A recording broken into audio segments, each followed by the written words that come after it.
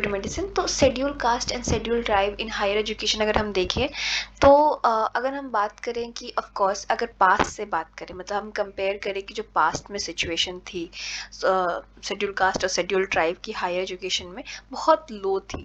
धीरे धीरे हमने जब से रिजर्वेशन या पॉजिटिव डिस्क्रिमिनेशन देना शुरू किया तो जो प्रपोर्शन था वो काफ़ी बढ़ने लगा। लेकिन हम स्टिल ये नहीं कह सकते कि 100% पहुंचा। इवन इंडिया का 100% नहीं है तो ST/SCs का कैसे हम काउंट करेंगे। तो अभी भी बहुत कम है, लेकिन हाँ पहले के मुकाबले बहुत ज़्यादा है। ठीक है, बहुत यहाँ पे डेटा दिया गया है, उसको आपको ज़्यादा पढ़ने की ज़रूरत नहीं, एक दो देख लीजिएगा, दैट्स इट। उसके बाद अगर हम बात करें इनइक्वालिटी की हायर एजुकेशन में, तो आपको देखने को मिल जाएगी, यानी असमानता हायर एजुकेशन में कॉलेजेस में आपको देखने को मिल जाती है।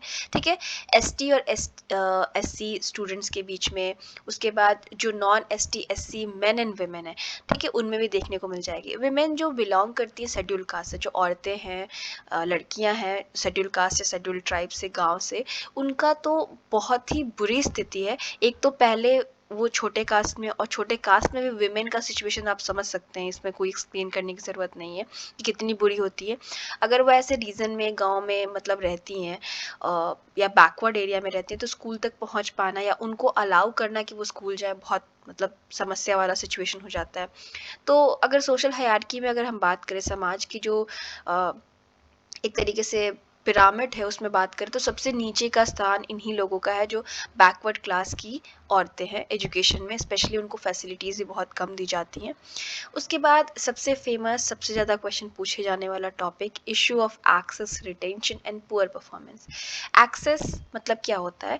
इशू ऑफ एक्सेस की वहाँ तक पहुँच है कि नहीं बच्चे की। अगर आप ST/SC या OBC से बिलोंग करते हैं तो क्या आप पहुँच पा रहे हैं उस टाइप की एजुकेशन तक, हायर एजुकेशन तक, इंग्लिश मीडियम एजुकेशन तक, IITs IIMs तक।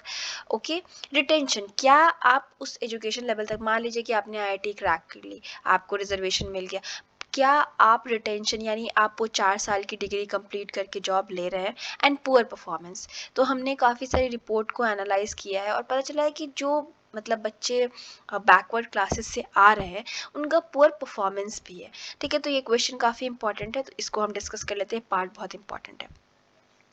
एक चीज़ हमें डिस्कशन जो अभी तक हमने किया उससे ये तो पता चल गया कि जो बच्चे मार्जिनलाइज हैं या पिछड़े वर्ग से आ रहे हैं, शेड्यूल कास्ट हो गया, ट्राइब हो गया, ऐसा नहीं है कि जो इनइक्वालिटी है, असमानता है एजुकेशन के क्षेत्र में, शिक्षा के क्षेत्र में, वो कम हो गई हैं।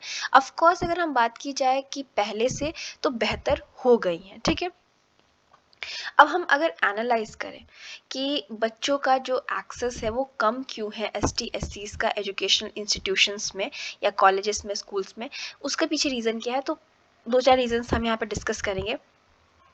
कई बार क्या होता है ना कि जो बच्चे होते हैं ST और SC, वो ऐसे एरिया में रहते हैं वहाँ पे स्कूल ही नहीं होता या कॉलेज ही नहीं होता। ठीक है, मतलब बहुत दूर दूर होता है, मान लीजिए कोई पहाड़ी एरिया में या कोई ऐसे जंगल जैसा या ऐसा रीजन है, वहाँ पे स्कूल ही नहीं है, तो वो स्कूल जाएंगे ही कैसे तो कि वो कॉलेज पहुँचे। ठीक है, तो स्कूल ही नहीं है।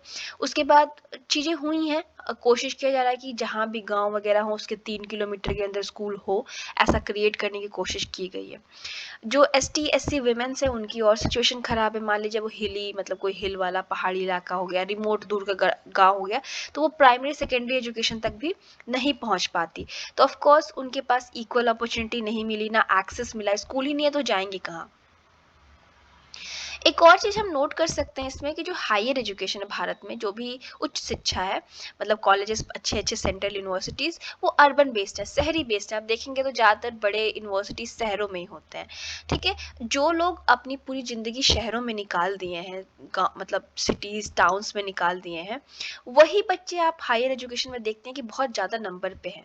लेकिन अगर हम अदर रिपोर्ट देखें तो हमें पता चलता है कि जो ST और SC स्टूडेंट्स हैं जनरली, वो गाँव के बैकग्राउंड से ज़्यादा आते हैं। ठीक है, या तो अपनी फर्स्ट जनरेशन लर्नर है, मतलब मान लीजिए कि कोई ST और SC बच्चा है, तो उसकी फैमिली में वो पहला इंसान है जो पढ़ने जा रहा है या इस लेवल तक, हायर एजुकेशन तक पहुंच रहा है। ठीक है, तो इसलिए और डिफ़िकल्टी उनके लिए होती है। एंड ज़्यादातर ऐसा भी होता है कि वैसे परिवार से आते हैं जहाँ पे बहुत ही लो इनकम होती है, तो कम ही उम्र से उनको काम करने लगना पड़ता है, गरीबी के कारण या इस तरीके से, या फैमिली के पास सपोर्ट देने के लिए पैसे नहीं होते। तो ये सब सिचुएशन हो गया, एक्सेस ही नहीं है। उसके बाद मान लीजिए कि वो स्कूल पहुंच भी जा रहे हैं, हमने एक्सेस वाला टॉपिक हटाया, हम मान लेते हैं कि स्कूल पहुंच भी जा रहे हैं, तो जिस तरीके की स्कूलिंग उनको दी जा रही है, और आप एक मतलब बात करें कोई प्राइवेट स्कूल में और हायर लाइक बहुत ही अच्छी स्कूल में पढ़ रहा है, बेटर पोजीशन पे है सोसाइटी में, तो उससे काफ़ी अलग होता है। ठीक है, आप समझ रहे हैं कि मैं बात कर रही हूँ कि गांव का एक गवर्नमेंट स्कूल में जिस तरीके के टीचर या जो सेवाएं मिल रही है, अब तो बहुत सुधर गए फिर भी, और अगर हम कंपेयर करें कि कोई बहुत ही टॉप क्लास स्कूल में पढ़ रहा है, उन दोनों के बीच में बहुत सारा डिफरेंस होगा। ठीक है, चाहे वो उनकी भाषा हो, रहन सहन हो, बहुत सारी चीज़ें होती हैं। ठीक है, और भी एफर्ट्स गवर्नमेंट ने लगाए हैं कि रेजिडेंशियल स्कूल्स यानी ऐसे स्कूल्स जहाँ पे बच्चे रह के पढ़ सकें, इस सब की सेवा प्रदान की जाए। स्कीम्स दिया गया है जिसके थ्रू बच्चों को कोचिंग दी जाती है, सोशल साइंसेस पढ़ाए जाते हैं, साइंस मैथमेटिक्स इस टाइप की चीज़ें पढ़ाई जाती हैं। ठीक है, कि वो लोग भी इक्वल हो सके समाज में जो उच्च वर्ग है उससे। ठीक है, उसके बाद अगर हम बात करें, एक और बहुत मेजर रीज़न है पुअर एक्सेस या रिटेंशन का एसटी और एससी बच्चों का हायर एजुकेशन में। मान लीजिए कि जो कट ऑफ आती है, ठीक है, यहाँ पे इन्होंने कट ऑफ एग्जाम्पल दिया हुआ है आईआईटीज का, तो बता रहे हैं कि इस बुक में एग्जाम्पल दिया गया है, रियल वाला चेक करिएगा कितना डिफरेंस आता है, पर डिफरेंस तो आता ही है कि 40% का डिफरेंस है जर्नल और एसटी एससी के बच्चों के एंट्रेंस पे। मान लीजिए कि अगर है इस बुक में कि 40% का डिफरेंस हमें देखने को मिल जा रहा है, यानी बहुत ज़्यादा कट ऑफ में डिफरेंस है। अगर कोई 90 ला के मतलब 90% ला रहा है तो उसको एंट्रेंस में कॉलेज में एंट्री मिल रही है, तो कोई मान के चलिए कि 60% ला रहा है तो भी मिल जाएगी उसको। तो इसकी वजह से पहले ही लेवल पे वो लोग वीक हो गए। मान लीजिए कि जो 80 या 90% लेके आया है वो ऑफकोर्स उसका ब्रेन थोड़ा या वो और ज़्यादा इंटेलिजेंट होगा, और जो बच्चा 60 या 50% लेके आया है वो थोड़ा तो वीकर होगा ना। तो एंट्री लेवल पे ही वो लोग थोड़े वीक पड़ जा रहे हैं। उसके बाद ये बच्चे उस सिस्टम से उतना अपने आप को कनेक्ट नहीं कर पाते। मान लीजिए कि बच्चे गए, वो पढ़ने में भी ठीक है, सब कुछ ठीक है, लेकिन वहाँ पे वो किसी प्रकार का इंस्टीट्यूशन में मतलब कॉलेज में अगर मान लीजिए आईआईटीज कहीं पहुँच गए, तो कॉलेज में भी वो किसी तरीके का भेदभाव देखते हैं, तो उनको लगता है कि हम यहाँ फिट नहीं हो रहे। ठीक है, हमें एक और रिपोर्ट से पता चलता है कि जो बच्चों का एडमिशन हो गया उसमें से 25% बच्चों को कॉलेज छोड़ना पड़ता है क्योंकि वो इतना बुरा परफॉर्म करते हैं। ठीक है, इतना बुरा परफॉर्म करते हैं सब, मतलब मान लीजिए कि अब हर साल आपके बैक लग रहे हैं, आप पेपर ही नहीं क्लियर हो रहा, तो ऑफ कोर्स आपको निकलना ही पड़ेगा। एक 26 report of commissioner for SC ST आया था, जिसे बताया गया था कि जो एसटी और एससी स्टूडेंट्स हैं उनका जो सिचुएशन है हायर एजुकेशन में कॉलेजेस में उतना अच्छा नहीं है। कोचिंग देने के बाद भी, चाहे बहुत सारी बेनिफिट देने के बाद भी बच्चे ड्रॉप आउट कर देते हैं, वो कोर्स को कंप्लीट नहीं कर पाते हैं। उसके बाद एक और हमने कंसिडरेशन दिया है कि हम पूरा सेपरेट लिस्ट निकाला करें एसटी एससी बच्चों का, कि उन लोगों को मतलब एक प्रोपोजिशन, मतलब एक नंबर तक, मान लीजिए 10-20% हर कॉलेजेस में उनकी एंट्री हो, उनको फीसेस भी कम दिया जाए। जो बच्चे एकेडमिकली वीक है, जो पढ़ने में कमज़ोर है, उनको थोड़ी अच्छी सेवाएं दी जाए, उनको प्रिपेयर किया जाए फ्यूचर के लिए, पढ़ाया बढ़ाया जाए ऐसे तरीके की। और जैसे मान लीजिए कि adviser, coaching, counsellor, summer term programmes, ये सब की व्यवस्था की जाए कि उनको भी इम्प्रूवमेंट मिल सके। कृपाल एंड गुप्ता की स्टडी में बताया गया है, इन्होंने स्टडी किया था कि किस तरीके से एस टी एस सी जो बच्चे हैं उनका जो सोशियो इकोनॉमिक बैकग्राउंड है, यानी उनका सामाजिक आर्थिक जो स्थिति से वो आते हैं, वो उनकी एजुकेशनल बैकग्राउंड पे यानी उनकी शिक्षा पे किस तरीके से प्रभाव डालते हैं। जैसे कि वो लोग इंग्लिश एक जो हाई क्लास फैमिली से आ रहा है उसकी तरह नहीं बोल पाते हैं।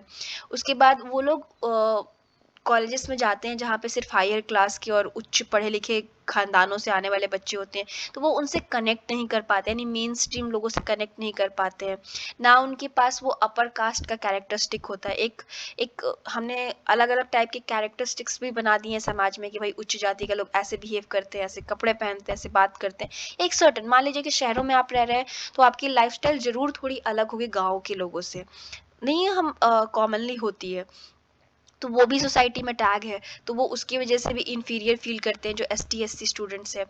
एंड उसके बाद उनका एकेडमिक्स में भी डेवलप नहीं हो पाता उस तरीके से, उसके बाद बहुत ज़्यादा डीमोटिवेटेड फील करते हैं और कहीं ना कहीं उनको एक हिस्सा नहीं बन पाते उस कॉलेज का या उस सिस्टम का। तो अगर हम बात करें जो प्रॉब्लम है एक्सेस, रिटेंशन एंड परफॉर्मेंस की, कहीं ना कहीं हमारे सोशलाइजेशन और पैटर्न ऑफ एजुकेशन में भी है कि बच्चे उसी तरीके के माहौल में सोशलाइज होते हैं कि शुरू से वो खुद को उस तरीके से देखते हैं कि ठीक है ये कास्ट का सिस्टम है। उसके बाद जो कास्ट का प्रिजुडिस है, मान लीजिए कि कास्ट में कोई हायर है कोई अपर है, तो ये चीज़ भी इम्पैक्ट डालती है। उसके बाद किस तरीके के बैकग्राउंड से आ रहे हैं, जो शेड्यूल कास्ट वगैरह के बच्चे हैं उस तरीके की सिचुएशन नहीं मिलती, ना ही उनके पास वैसा मतलब प्रेशर होता है, कॉम्पिटिटिव क्लाइमेट की भी इशू होती है, ना कोई उनको पढ़ाने वाला देखने वाला, इसकी भी समस्या होती है जिसकी वजह से भी दिक्कत आती है। ठीक है, तो ऑफ कोर्स जो ये हमने रिजर्वेशन दिया है उससे सिचुएशन काफ़ी सुधरेगी ऐसा हम उम्मीद कर रहे हैं। तो बाकी इस चैप्टर में इतना ही है। Thank you so much, have a nice day. Please video को शेयर करिएगा।